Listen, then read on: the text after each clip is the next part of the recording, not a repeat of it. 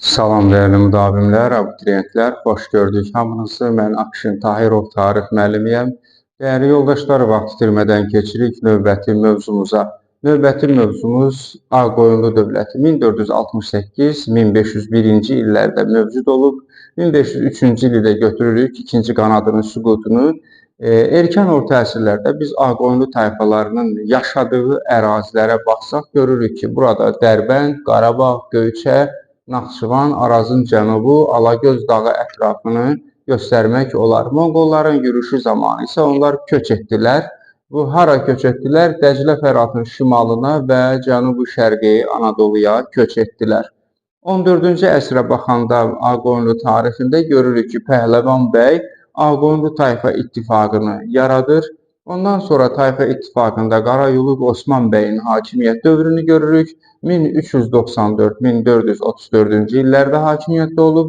Qarayuluq Osman bəy Ağqoyunlu tayfa ittifaqını feodal hakimliyinə çevirir dəyərli yoldaşlar və mərkəz Diyarbəkir olur. Hətta öz adına pul da kəsdirir Qarayoluq Osman bəy. Bunu görən deməli İldırım Bəyazıd Osmanlı sultanı bu yüksəlişdən narahat olur və Qarayoluq Osman bəyə qarşı mübarizəyə başlayır, hərəkətə keçir. Və ehtiyat tədbiri olaraq Qarayoluq Osman bəy İldırım Bəyazıda qarşı Əmir Teymurla yaxınlaşır və möhkəm bir ittifaq yaradır. 1402-ci il məşhur Ankara döyüşündən sonra İldırım Bəyazıdın məğlub olması və Əmir Teymura əsir düşməsindən sonra vəziyyət, beynəlxalq vəziyyət, şərait Qarayoluq Osman bəy üçün biraz da yaxşılaşır. Belə ki, o öz ərazilərini, təsir dairəsini daha da genişləndirir. Sonra biz hakimiyyətdə 1453-cü ildə Həsən bəyi görürük. Həsən bəy qardaşı Cahangiri məğlub eləyir və hakimiyyətə gəlir. Diplomatik məsələlərdə, beynəlxalq işlərdə ona köməklik göstərən anası Sara xatun var idi. Sara xatunun adı çəkiləndə biz Anadoluda inşa edilmiş Buğday məscidi və Cəmşid hamamı haqqında mütləq məlumat verməliyik. Anadoluda Buğday məscidi və Cəmşid hamamı Sara xatunun sifarişi ilə inşa edilmişdir. Deməli, artıq məqsəd nə idi? Dövlət yaratmaq üçün müəyyən addımlar atılmalı idi. Həsən bəy bunu yaxşı bilirdi və bunun üçün də ticarəti genişləndirmək lazım idi. Trabzon krallığı ilə qohum olur bu məqsədlə. Qaradənizdə deməli çıxış əldə edir, ticarət çıxış əldə edir və Qaradənizdə öz mallarını, deməli ticarət məhsullarını Ağqoyunlular Avropaya satmağa başlayır. Lakin 1453-cü ildə vəziyyət dəyişir. Necə olur dəyişir? 1453-cü ildən sonra daha doğrusu. Konstantinopolun fəthi ilə 2-ci Məhməd deməli şərqlə qərbi birləşdirən ticarət yollarının əksəriyyətini ələ keçirmiş olur. Yəni Bizans üzərindən gedən, keçmiş Bizans üzərindən gedən və yüksək gömrük təyin edir. Bu da Qaradəniz ticarət yollarında deməli Azərbaycan-Avropa ticarət əlaqələrinə ciddi zərbə vurur dəyərli yoldaşlar. 1461-ci ildə 2-ci Məhməd Trabzon üzərinə yürüş edir. Trabzon üzərinə yürüş olunması Ağqoyunlularla Osmanlılar arasında ciddi münasibətlərin kəskinləşməsinə gətirib çıxardır. 2-ci Məhmədin məqsədi nə idi Trabzonu ələ keçirməkdə? Bir, Şərqlə Avropa arasında ticarət tranzit yollarını tam ələ keçirmək, bir də Kiçik Asiyada olan xristian mülklərini ləğv etmək idi məqsədi. 1461-ci ildə Qoylu-Hisar döyüşü olur. Qoylu-Hisar döyüşündə Həsən bəy deməli Osmanlı qoşununun ilk qanadını, birinci qanadını, yəni məğlub eləyir. Lakin Həsən bəy döyüşü davam elətdirmir. Nəyə görə? Çünki dövrün planlarına həm uyğun deyildi, həm də ki qüvvətlənməkdə olan əlavə qüvvələrlə artırılan Osmanlı qoşunu ilə vuruşmaq istəmirdi sonrasında. Onun üçün də anası Sara xatunu sülh üçün Məhmədin yanına göndərir, 2-ci Məhmədin. Sara xatunun qarşısına Uzun Həsən 2 məqsəd qoymuşdu. 1. 2-ci Məhmədi müharibədən yayındırmaq, hansı ki bu həll olunur dəyərli yoldaşlar. Deməli, 2-ci Məhməd müharibədən yayınır. İkinci məsələ Trabzonun fəthinə imkan verməmək. Amma bu məsələ həll olunmur. Yəni Ağqoyunlu və II Məhəmməd Osmanlı arasında bir sülh, bir sakitlik yaranır, müharibə olmur. Amma II Məhəmməd Trabzonu mütləq fəth edir, yəni Sara Xatunu dinləmir. Trabzon süqut edir, Ağqoyunluların Qaradənizə çıxışının qarşısı alınır. Həsən bəy sonralar nə addım atacaq? Dövlət yaratmaq uğrunda qarşıda duran əsas maneə Qaraqoyunlu dövlətini deməli süqut etdirmək idi. Bunun üçün də 1467-ci ildə Həsən bəy Muş döyüşündə Qaraqoyunlu Cahanşahı, ondan sonra 1468-ci ildə Həsən Əlini məğlub eləyir. Həsən Əli məğlub edildikdən sonra Təbriz şəhəri tutulur, Ağqoyunlu dövləti yaranır. Deməli, Həsən bəy olur Həsən Padşah, özünə sultan titulu da qəbul edir. Eyni zamanda Kürdən İran körfəzinə, Diyarbəkirdən Xorasana, İraq, İran, Şərqi Gürcüstan, indiki Ermənistan əraziləri daxil olmaqla nəhəng deməli Ağqoyunlu dövləti yaranır. Qaraqoyunlu dövlətinin torpaqlarında bir növ belə desək. Dövləti möhkəmləndirmək üçün Həsən Padşah nizami ordu yaradır, odlu silah əldə etmək üçün təşəbbüs edir. Mübarizə aparır daxildə Həsən Padşah. Kimlərlə mübarizə aparır? Yarımköçəri tayfalarla, feodal əyanlarla mübarizə aparır. Eyni zamanda deməli Həsən Padşahın, yəni Uzun Həsənin Teymurilərlə də mübarizəsini biz tarixdə görürük. Teymuri Əbu Səid Azərbaycana hücum etdi Ağqoyunlu dövləti yaranandan sonra. Lakin Uzun Həsən, yəni Həsən Padşah Əbu Səidə qalib gəlir. Həsən Padşahın burada müttəfiqi Şeyx Heydər, Ərdəbilli Şeyx Heydərdir. Yəni Səfəvi təriqətinin rəhbəri. Buna Muğan mühasirəsi deyirlər. Muğan mühasirəsində Əbu Səid mühasirəyə düşüb məğlub edilir. 1472-ci ildə Osmanlı əleyhinə hərəkətə keçir Uzun Həsən, yəni Həsən Padşah. Nə edir? Ağqoyunlu Venesiya ittifaqı yaranır. Venesiyalılarla ittifaqa girir Osmanlıya qarşı. Venesiya qarşısında deməli öhdəlik götürür ki, odlu silah verəcək Ağqoyunlulara.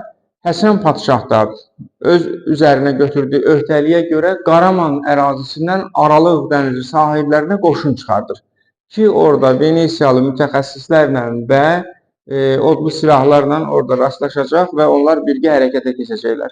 Lakin Venesiya sözün üzərində durmur, Osmanlı ilə gizli danışıqlara başlayır Venesiya və Ağqoyunlu burada tək qalır.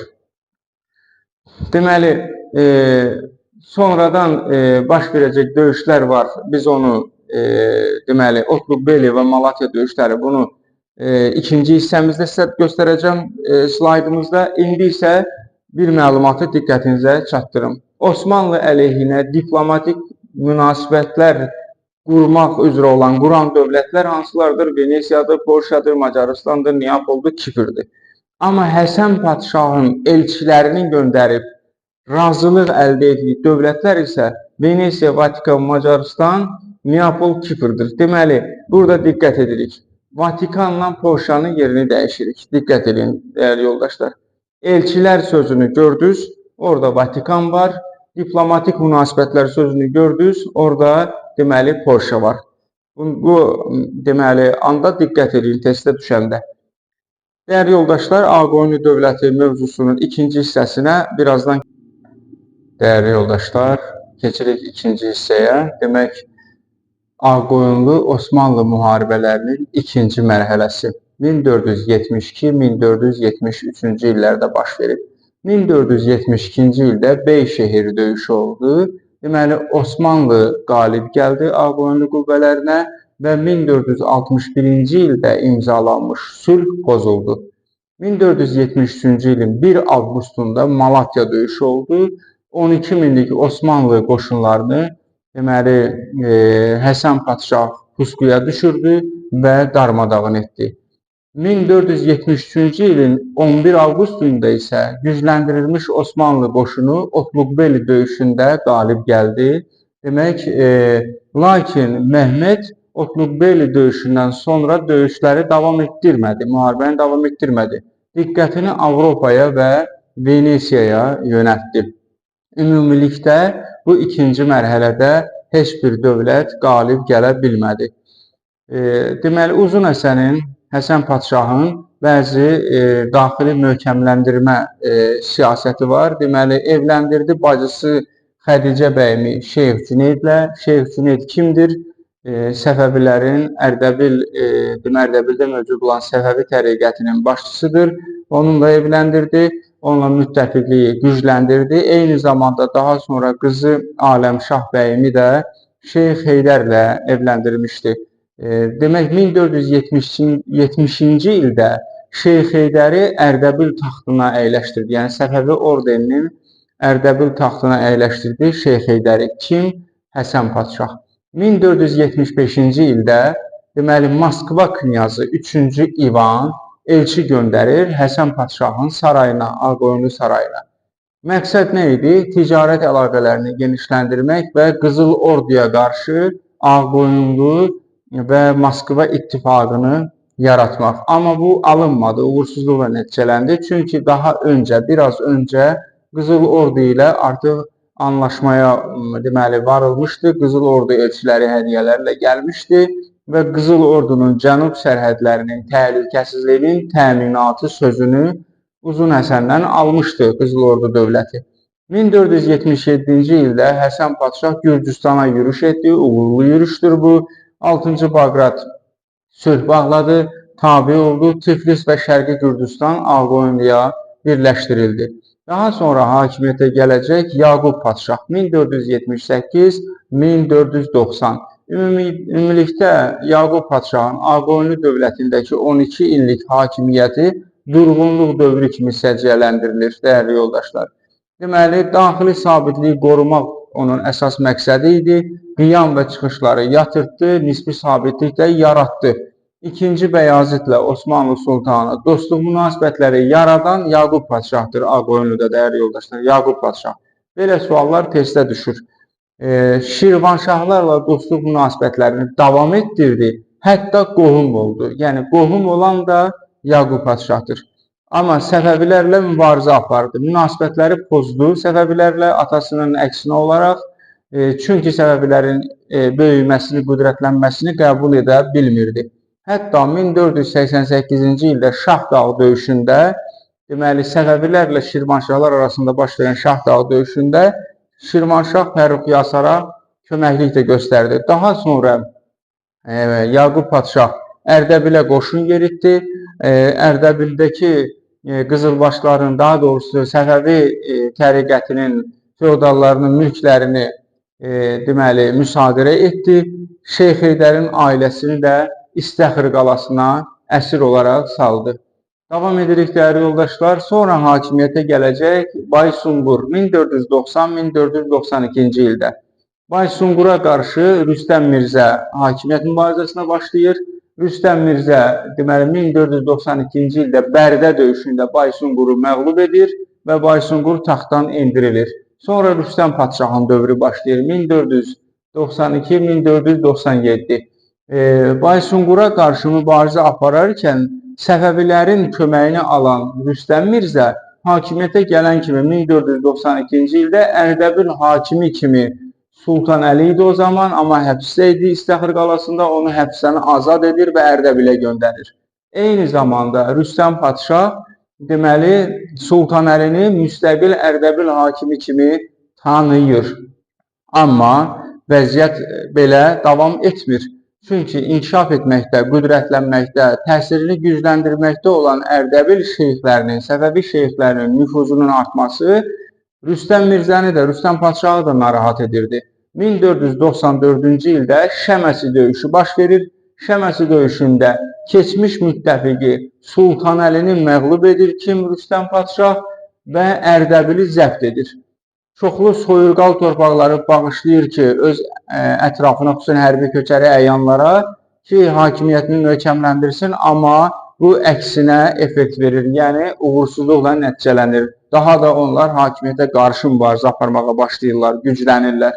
1496-cı ildə hakimiyyətə Gödək Əhməd gələcək. Gödək Əhməd Naxçıvan döyüşündə Rüstəm Padşahı məğlub edir. Necə ki o, deməli, Rüstəm Padşah Bərdə döyüşündə Baysunquru məğlub edib hakimiyyətə gəlmişdi. Gödək Əhməd də Naxçıvan döyüşündə Rüstəm padşahı məğlub edir, hakimiyyətə gəlir 1497-ci ildə. Elə bir il hakimiyyətdə olur.